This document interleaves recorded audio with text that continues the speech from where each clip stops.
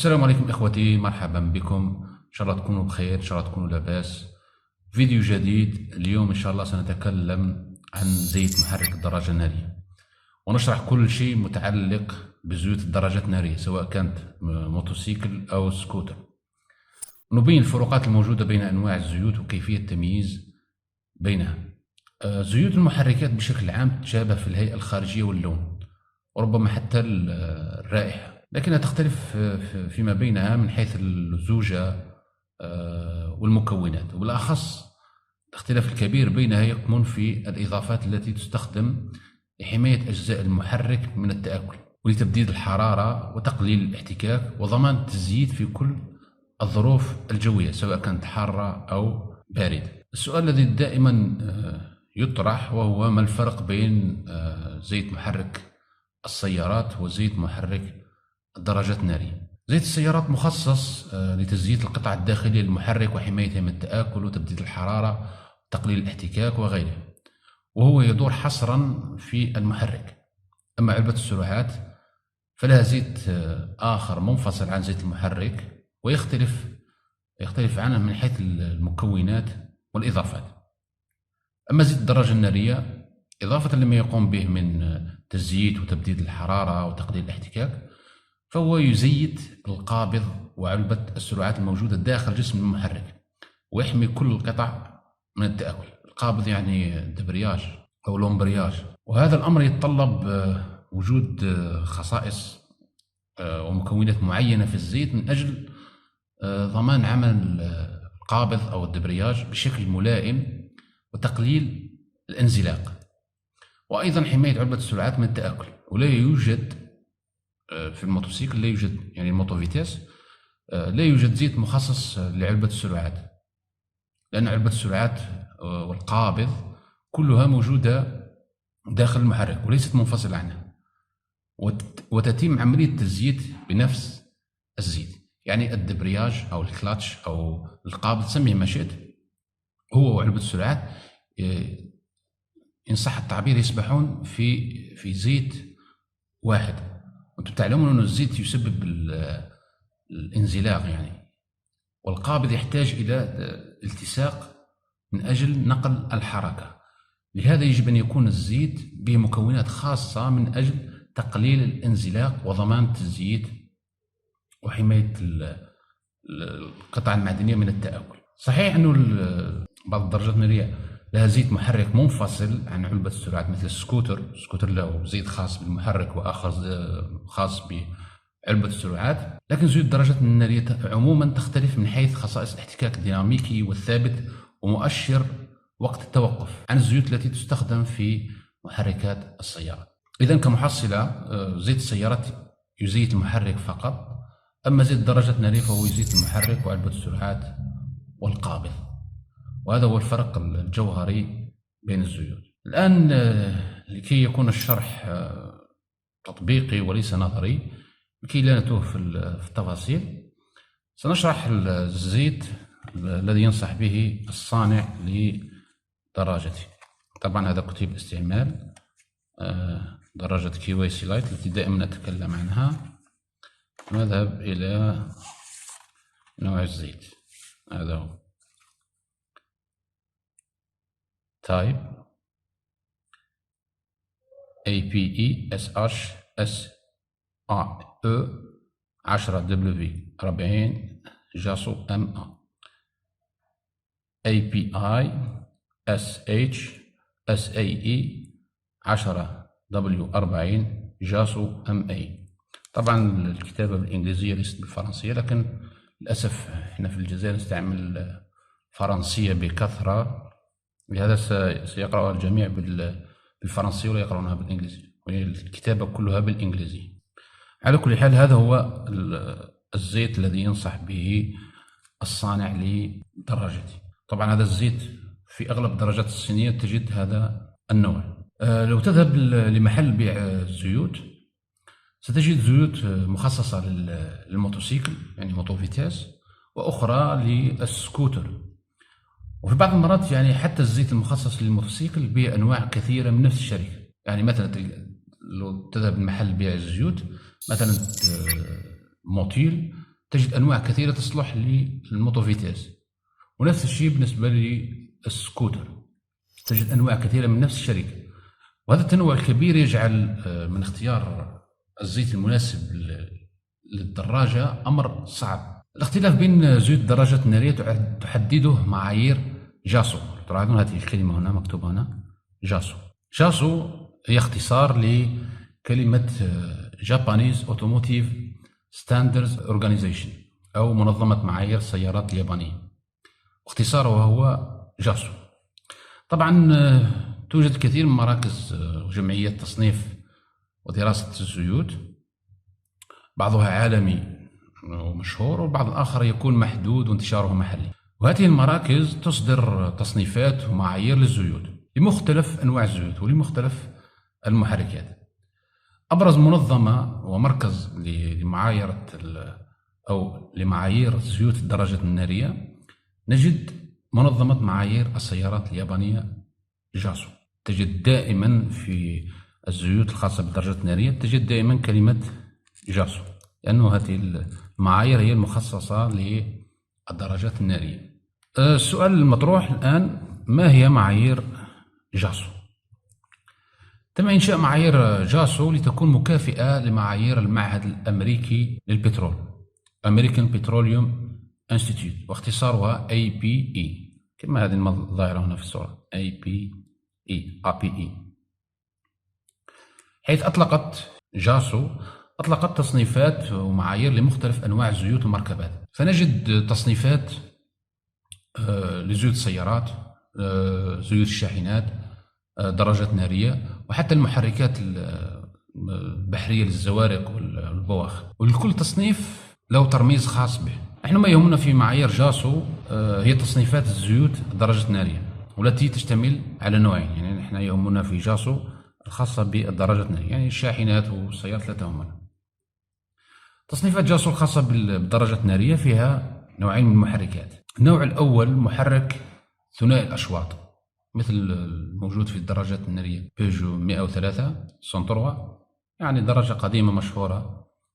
ويرمز هذا النوع من المحركات بجاسو M345، ويضم 4 معايير، وهي جاسو FA، جاسو FB، جاسو FC، وجاسو FD.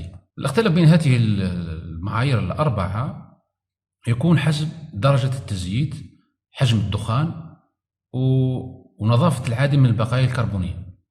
لأنه تعلمون أن المحركات الاحتراق الداخلي ثنائية الأشواط يتم خلط الزيت مع الوقود، وهذا الزيت يقوم بتزييت القطع الداخلية ويحترق داخل غرفة الاحتراق مع الوقود، وهذا يصدر دخان وبقايا كربونية. لهذا الزيوت التي تستخدم في هذا النوع، المعايير المستخدمة في هذا النوع هو درجة التزييت، حجم الدخان، والنظافة. أعلى معيار في هذه الأربعة FA FB FC وFD هو جاسو FD، ثم الذي يليه هو جاسو FC، ثم جاسو FB. أما المعيار جاسو FA فلم يعد موجود، لأن هذا النوع من الزيوت تم إيقاف إنتاجه في سنة 2005 بسبب نقص كفاءتها التشغيلية، يعني عفى عنها الزمن، لهذا تم إيقافها. النوع الثاني من المحركات هي محركات رباعية الأشواط. هذا النوع من المحركات هو الأكثر انتشارا في العالم، يعني هو الموجود الآن في الدراجات النارية بكثرة. يرمز لهذا النوع من المحركات بجاسو T903. إن شاء الله سأريكم أين تجد هذه الرموز. ويضم هذا النوع من المحركات 4 معايير، وهي جاسو MA، جاسو MA1، جاسو MA2، وجاسو MB. جاسو MA مثل هذا هنا، تلاحظون هنا جاسو MA. جاسو MA هذه الفئة هي الفئة القياسية للزيوت المستخدمة في نظام واحد، حيث يستخدم المحرك والقابض وعلبة التروس نفس الزيت، يعني مثل الموتوفيتاس، زيت واحد يدور في المحرك وفي علبة التروس وفي القابض الدبرياج. النوع الثاني هو جاسو MA1. هذه فئة مخصصة للموتوسيكل والسكوتر، يعني تصلح للدراجات النارية موتوفيتاس وتصلح للسكوتر على حد سواء. النوع الثالث وهو جاسو MA2. توفر هذه الفئة من الزيت أداء احتكاك أعلى للقابض. في تصنيفات MA نجد MA1 MA2. MA2 هي الأعلى درجة، أعلى تقييم والأفضل أداء. فيه المعيار الرابع والأخير وهو جاسو MB. هذه فئة مخصصة للدراجات النارية التي تستخدم زيوت منفصلة للمحرك والقابض وعلبة التروس، مثل السكوتر كما قلنا أنه زيت المحرك منفصل عن علبة التروس. إذن تعرفنا على جاسو MA، هذا هو الجزء الأول تعرفنا عليه. الآن ننتقل إلى الجزء الثاني من نوع الزيت وهو SAE 10W40. SAE هو اختصار لجمعية مهندسي السيارات Society of Automotive Engineers، اختصارها SAE. أو المعروف أيضا بهذا الترميز معروف أيضا باسم تصنيف اللزوجة أو درجة اللزوجة، وهو رمز لتصنيف زيوت المحركات حسب خصائص اللزوجة ودرجتها. الآن كيف نقرأ هذا الرمز، هذا SAE 10W40؟ كيف نقرأه؟ هذا الترميز يتشكل من قسمين أو من جزئين، 10W و40. الجزء الأول هو 10W. الرقم هذا الأول، هذا 10، يشير إلى مدى جودة تدفق الزيت عند درجة 0 فهرنهايت، أي حوالي تقريبا ناقص 18 درجة سلسيوس. فهرنهايت يعني تستخدم في أمريكا وفي الدول الناطقة بالإنجليزية. وحرف هذا W هذا يقصد به وينتر بالإنجليزية، يعني الشتاء. كلما انخفض هذا الرقم 10، يعني كلما انخفض قل احتمال زيادة كثافة الزيت في درجة الحرارة المنخفضة. يعني في المناطق الباردة استعمال زيوت مثل نتكلم هنا 0W أو 5W يكون أفضل والأكثر تناسب مع المنطقة.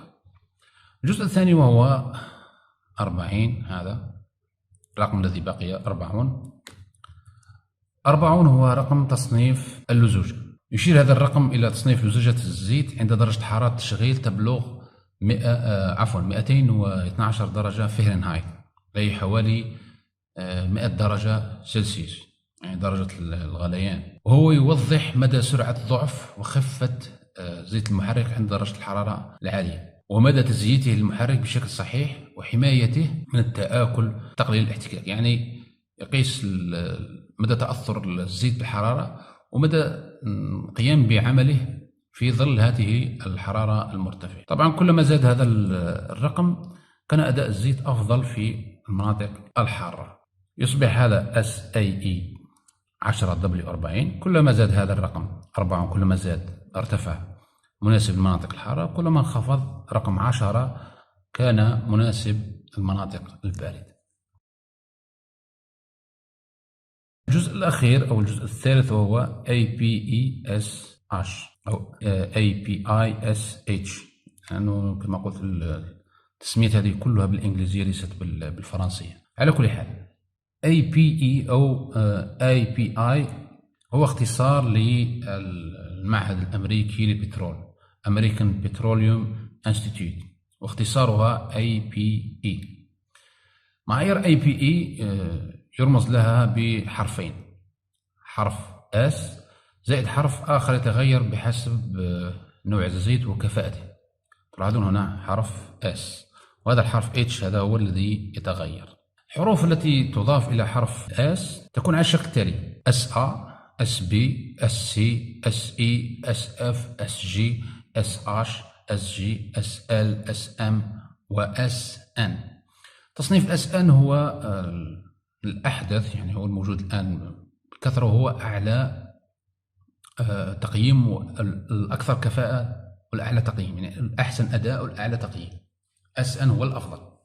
ثم تأتي باقي التصنيفات وصولا إلى SA. SA هو الأقل كفاءة وأداء. طبعا هذه التصنيفات ليست كلها موجودة الآن، وهي تنقسم إلى 3 أقسام. القسم الأول هي الزيوت استعماله يضر بالمحرك، وهذا النوع قديم ولم يعد يصنع الآن، يعني كانت تصنع في السابق في الثمانينات والسبعينات حتى الستينات ربما، والآن يعني عفى عنها الزمن ولم تعد تصنع، وهي SA SB SC SD SE ولا SE. القسم الثاني هو زيوت كانت لوقت قريب تصنع بشكل عادي وتستعمل، لكن توقف إنتاجها بسبب قلة كفاءتها التشغيلية، وهي SF SG و SH. القسم الأخير وهو الذي ما زال موجودا الآن، يعني ما زال يصنع عادي ويستعمل في المحركات، وهو SG SL SM و SN.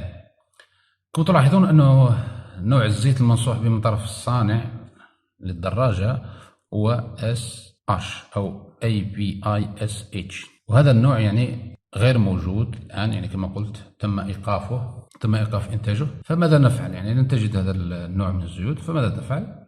ننتقل إلى الأعلى منه. SH غير موجود، الذي يليه هو SG SL SM أو SN. نختار بين هؤلاء الأربعة. هذا الزيت، هذا النوع ABISH SH SAE 10W40 جاسو MA، يعتبر هذا الزيت الذي ينصح به الصانع هو الحد الأدنى لمتطلبات التشغيل. يجب أن يتوفر هذا الترميز يعني عند أعلاء عبوة الزيت التي تريد شراءها لوضعها في محرك دراجتي. وربما ستقول لي كيف هو الحد الأدنى؟ تلاحظ هنا جاسو MA هو المعيار الأدنى في تصنيفات جاسو، والأفضل منه هو جاسو MA2، أي أن الزيت يجب أن يحصل على تصنيف جاسو MA على الأقل كي يناسب متطلبات تشغيل محرك الدراجات النارية. وجاسو MA2 هو الخيار الأمثل لمحرك الدراجة، يعني هذا الحد الأدنى MA، والأفضل منه يعني هو MA2. الجزء الثاني هذا SAE 10W40 أيضا هو الحد الأدنى لدرجة لزوجة الزيت التي يجب توفرها كي تصلح أو تناسب محرك دراجتك. إن لم تجد هذا المعيار، مثلا تبحث لم تجد 10W40، يمكنك الانتقال لمعيار أفضل منه، تزيد على 40 أو تنقص من 10، فيصبح الزيت مثلا SAE 540 أو 550 أو 1050، تزيد هنا وتنقص هنا بدرجة. لكن يفضل عادة، نحن في المنطقة العربية أغلب الدول حارة، يفضل أن تزيد هنا في 40، يعني تضع 50 مثلا، إن لم تجد 40 ضع 50 هو الأفضل، يعني ولا تبالغ في أمر الزيوت لأنه الأمر حساس ولا يحتمل الخطأ. الجزء الأخير هذا ABESH، كما قلنا أنه هذا النوع من الزيوت SH لم يعد موجودا، لأنه APE هذه التصنيفات فيها أنواع موجودة، أنواع تم إيقافها وأنواع عفى عنها الزمن.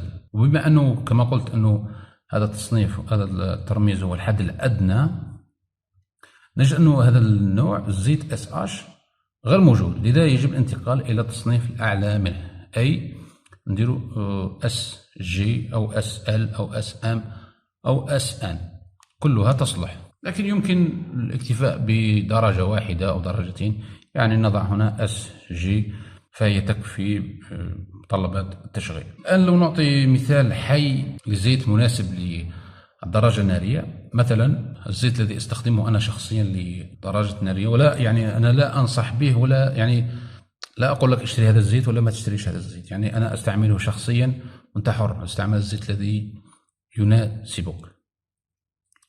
لاحظوا هذه العبوة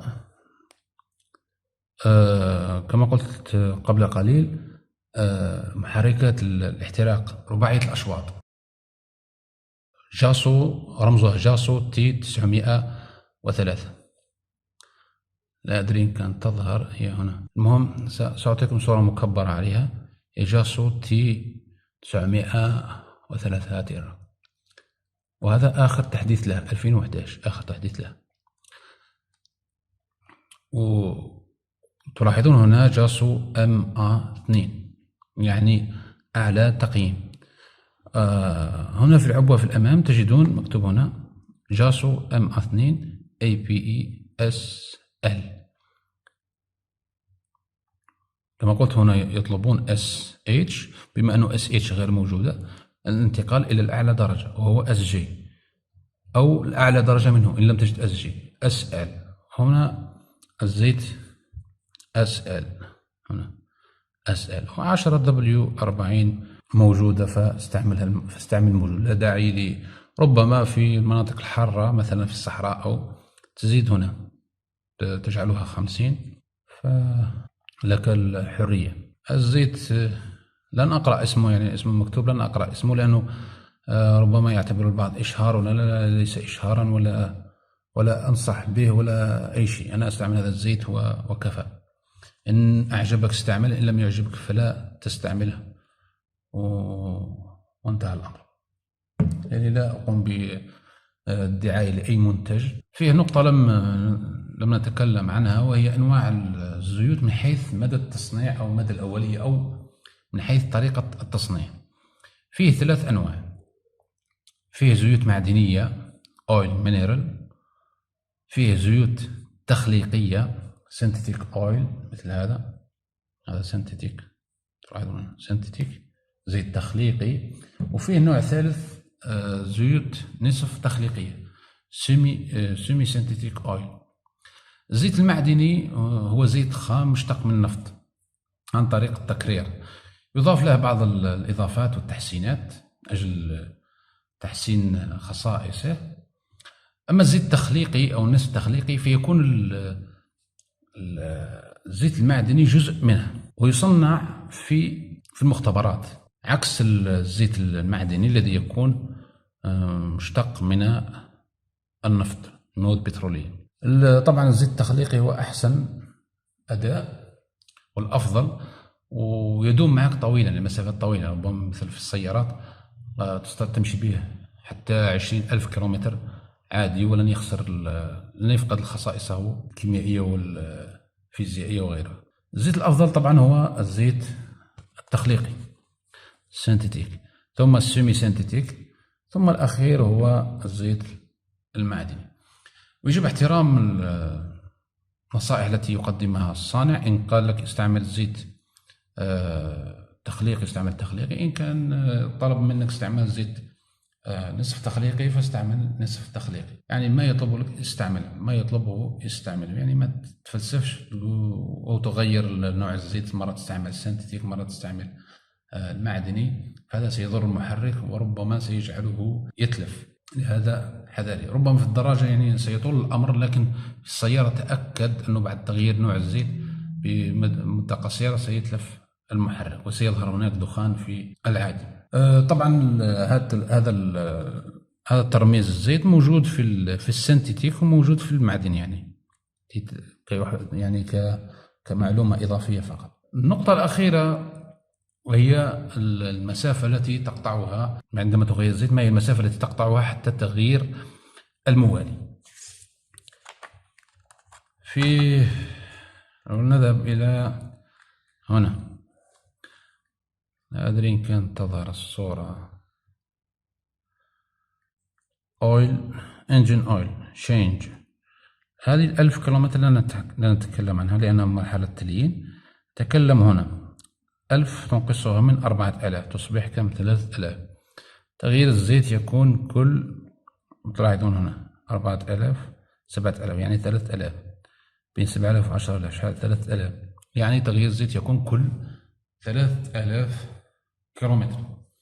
يعني بهذا الأمر كما قلت يعني ما فيش تفلسيف. الصانع قال لك كل 1000 غير كل 1000، قال لك الصانع كل 3000 غير كل 3000. البعض يقول لي أغير كل 2000 أو كل 1500. لماذا تغير كل 1500؟ أنا أريد أن أجد إجابة فقط. لماذا تغير كل 1500؟ لأنه أفضل المحرك. هي صحيح أنه أفضل المحرك، غير كل 1000 كل 500، لكن الزيت التخليقي يدوم طويلا ولا يفقد خصائصه. والصانع الذي قام بتجارب وأداء تجارب على المحرك والدراجة ينصحك ب3000 كيلومتر. فأنت لماذا تقوم بتقليل المسافة إلى الأقل 1000 و 1500؟ ويعني لو كان شخص مثلا، نفرض مثلا يسافر بالدراجة كثيرا، 1000 كيلومتر ربما يقطعها في أسبوع أو أسبوعين، أو ربما شهر سيقطع 1000 كيلومتر. يعني سيغير عبوة الزيت كل شهر. هذه سعره يعني ليس بالسعر البسيط أو المبلغ الرمزي، سعره 1200 دينار، يعني 120,000. تخيل أنك تضع البنزين، مصاريف الوقود، مصاريف تشغيل، تنقلاتك، الزيت. يعني كنت تذهب بالدراجة إلى العمل، أو تعمل بدراجتك ديليفري، يعني كموزع للأكل أو رسائل أو أي شيء. يعني أين هي الفائدة؟ ستذهب كل أموالك في المصاريف، يعني تذهب مصاريف البنزين، مصاريف الزيت. لهذا يجب احترام المسافة المنصوح بها من طرف الصانع. لهذا إخوتي احرصوا على تغيير الزيت في المدى المنصوح به من طرف الصانع. ما تفلسفش. أي شخص ينصحك يقول لك غير الزيت في 500 ولا، قل له هات لي دليل، يعني هات لي الدليل. لا تستعمل العاطفة أو الهوى. شخص قال لك 1000، هات لي دليل، هات لي 1000. لماذا أغير درجتي؟ الصانع يقول لي 3000، لماذا أغيرها في 1000؟ تقريبا هذا كل شيء. فيه ربما كنصيحة أخيرة فقط، الناس اللي راهم يستعملوا في زيوت السيارات للدراجات النارية، تأكد أن هذا الأمر سيضر أكثر ما ينفع. ربما توفر بعض المال، لكن صدقني المحرك لن يدوم معك. أنت حر، تستعمل زيت السيارة، تستعمل زيت السيارات، أنت حر. المهم أنه زيت السيارات لا يناسب الدراجات النارية، وأنت حر. ربما توفر بعض المبالغ المالية، لكنها ستذهب في الصيانة وفي أمور أخرى. على كل حال، كان هذا الشرح تفصيلي لزيت محرك الدراجة النارية وكيفية اختيار الأفضل والأعلى تقييم والأعلى أداء. أتمنى أن يكون الشرح مفهوم، وأن تلموا ولو بالقدر اليسير بأنواع الزيوت والاختلاف بينها. طبعا في نقطة، ربما هنا في جاسو MA2 قد تجد هنا بالنسبة للسكوتر تجد MB أو اسم آخر. يعني ما محترم ما يقول لك كتيب الاستعمال. هذا كل شيء إخوتي، شكرا لكم وإلى اللقاء.